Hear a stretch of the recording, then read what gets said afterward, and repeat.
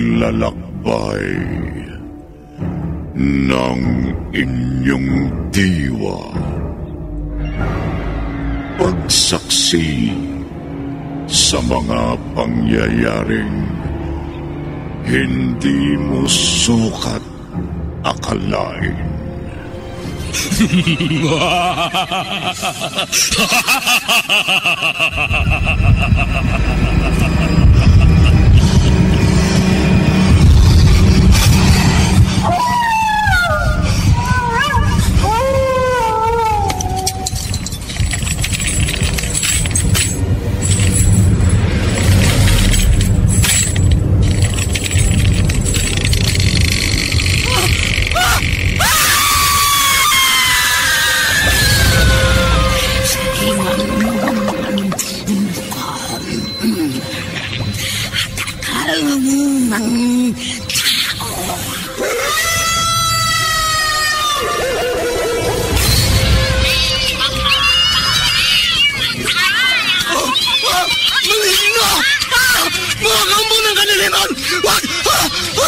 Huwag kayong lalapit sa akin!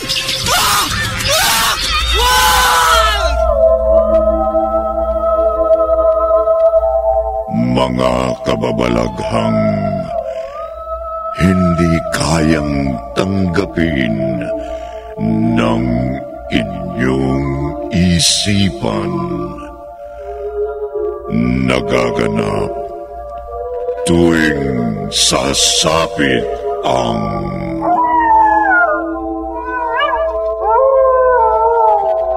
gabi ng lagim.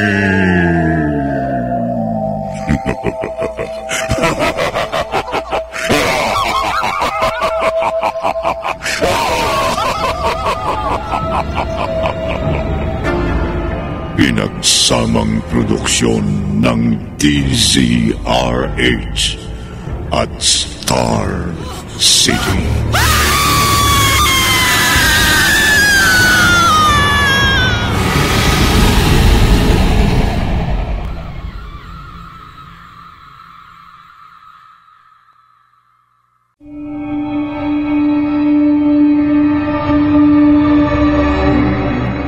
Magandang gabi, kaibigan.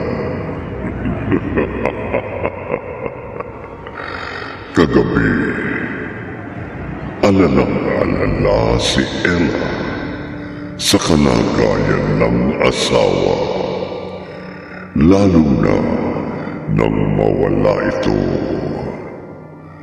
Agad siyang humingi ng saklolo sa asawa ng kanyang pinsan. Hinanap nila ito, pero bigo silang matagpuan ang lalaki. Narito ang ikatlong bahagi ng ating tampok na kwento sa linggong ito na pinamagatang Eksperimento sa isa na naman Gabi ng Lagim.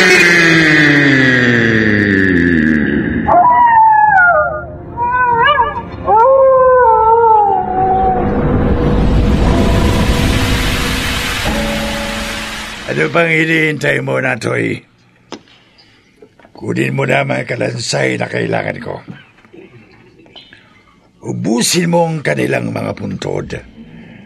Dalhin mo silang lahat sa aking laboratorio. Opo. Ngayon din po, Dr. Tupa. Bilisan mo lang.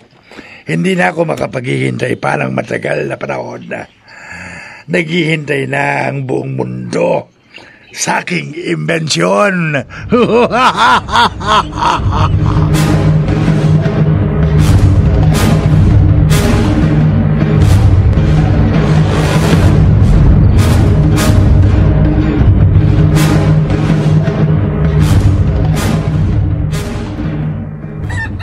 Maga na. Hanggang ngayon wala pa rin si Hindi pa rin siguro nakikita ni Naela si Natoy. Ay, kinakabahan na ako. Ay, may kumakatok. Baka sila na ito. Oh, Natoy, saan ka galing? Si Naela. Hindi ka ba nila nakita? Bakit kanya itsura mo? Ay, yung amoy mo, bakit parang... ang baho! Magpapahinga na ho ako. Ha? Ay, Natoy, sandali. Ay, hindi mo ba alam na alala kami sa iyo? Ha? Ay, nako. Pinagsaran ako ng pinto. Busit na lalaking ito. Nagsalita siya kanina. Ibig sabihin, nagbalik na siya sa katinuan. Ay, hindi baliw si Natoy.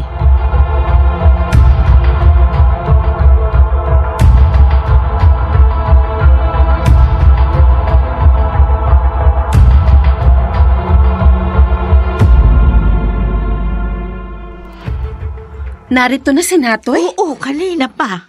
Saan daw siya galing, Nay? Ay, wala siya sinabi sa akin. Kinakausap ko nga, tinalikuran akong bigla. Pinagsaran ako ng pinto ng kwarto. Kakausapin ko siya. Hayaan mo na muna siyang makatulog. Sa tingin ko, pagod at puyat. Mamaya mo na lang kausapin pagkagising niya. Saan kaya galing ang asawa ko? At bakit inumaga siya ng uwi? Ano ba talaga nangyayari kay Natoy? Yun ang kailangan nating malaman. Kung anong kanyang ginagawa at kung bakit iba ang kanyang amoy nung umuwi dito sa bahay. Bakit po? Ano bang amoy niya, Nay? Amoy bulok na bangkay.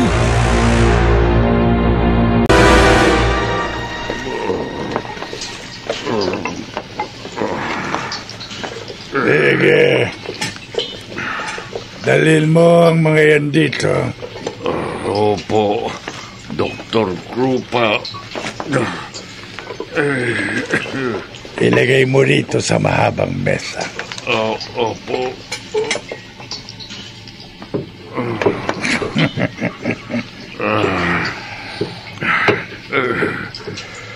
Marami na hong mga kalansay na ito, Doktor. Mas marami. Mas maganda, Rigor. Anong gagawin niyo sa mga ito, Dr. Krupa? Bibigyan ko sila ng buhay. Oh? Oh! Bakit? Hindi ka ba naniniwala na magagawa kong buhayin at ibalik ang kanilang mga laman, Rigor? Dr. Krupa. Bubuhayin ko sila. At kapag nagawa ko yun, magiging tanyag ako at sisikat sa buong mundo. Sasambahin nila ako katulad sa isang Diyos. Magiging Diyos din ako, Rigor.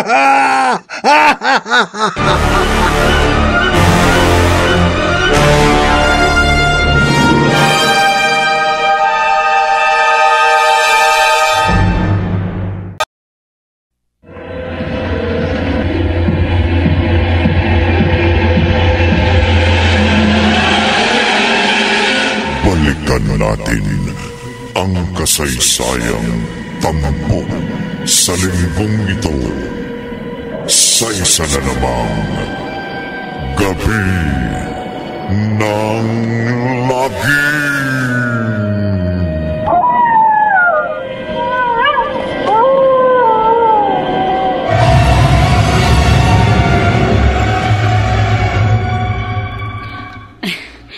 Salamat naman at malinis na ang katawan mo.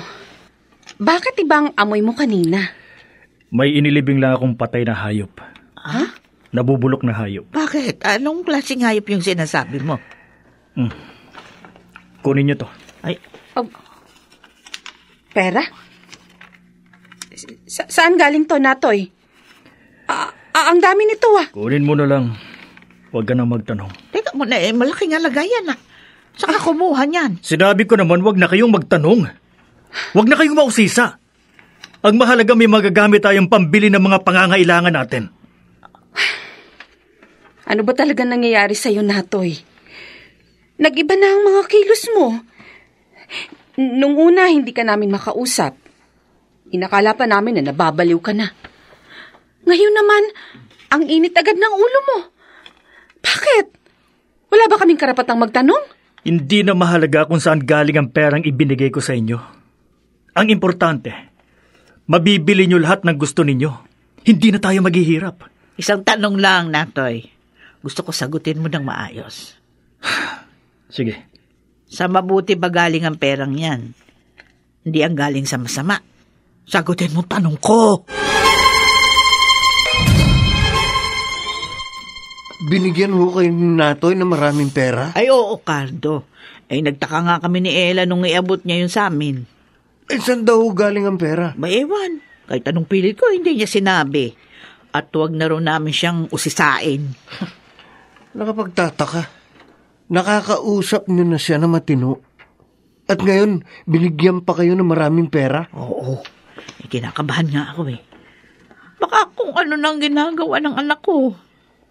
Ay, saan kaya siya kukuha ng ganong kalaking halaga?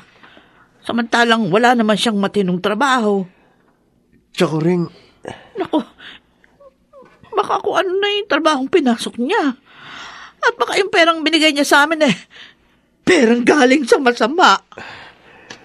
Hayaan niyo, kakausapin ko si Natoy. Pipilitin ko siyang magtapat kung saan galing ang perang ibinigay niya sa inyo.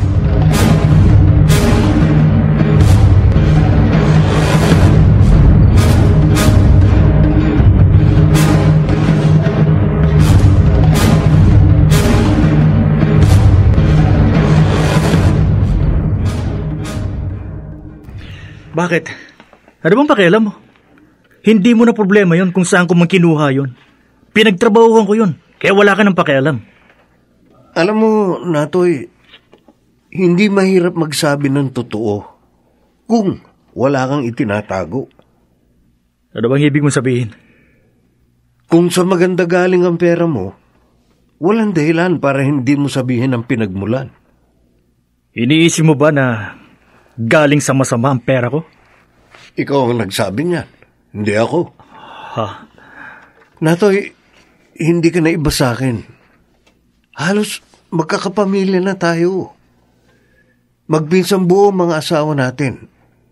Kaya sana naman, habang maaga pa, tigilan mo na kung ano man ang kabalbalang ginagawa mo. Baka mas matinding karma pa ang bumalik sa iyo. Tandaan mo yan.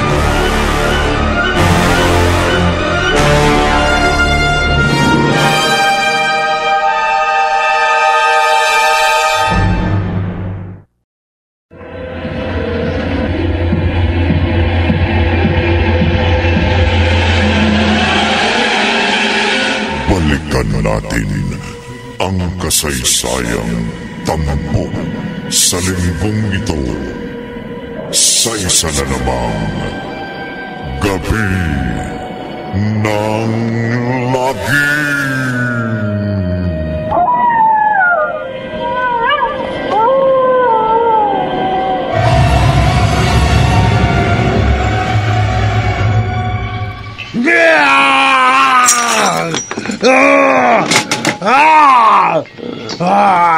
Bakit? Bakit di ko pa rin ako? Halos lahat ginawa ko na. Pero bakit hindi nabubuhay ang mga kalansay na ito? Ano ang kulang? Ano ang mali? Alam ko na. Alam ko na. Alam ko na. Rigor! Rigor! Dr. Krupa, bakit po? Puntahan mo si Natoy ngayon din. Opo. Bilisan mo! Mahalaga ang bawat sandali at walang dapat na masayang na panahon.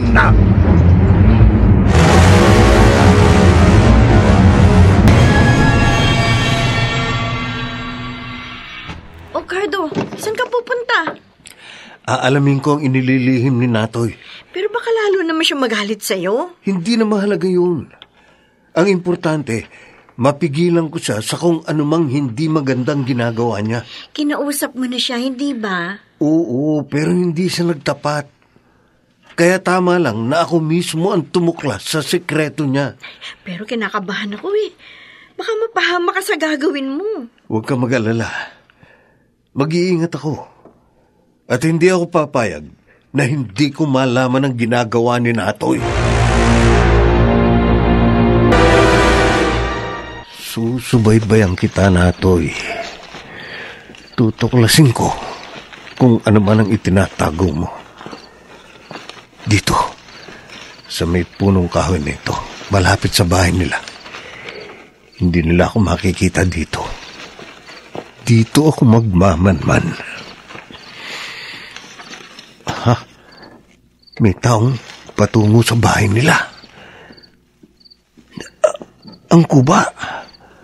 Ang katiwala ni Dr. Krupa. Anong sadya niya? Bakit siya nagpunta dito? Ayun. Kumatok siya sa pinto. At may nagbukas. Si Natoy. Sige, susunod ako. Basta mo. Hinintay ka na niya.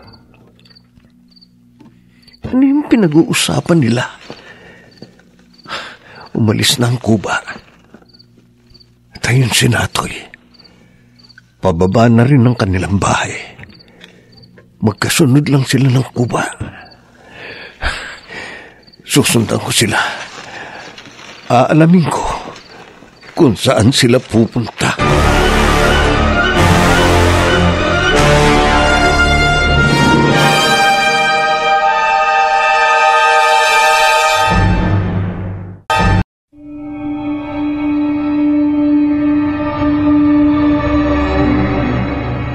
Ano ang matutuklasan ni Cardo? Pakinggan bukas ng gabi ang ika-4 na bahagi ng ating tampok na kwento sa linggong ito na pinamagatang Eksperimento sa isa na namang gabi ng lagi.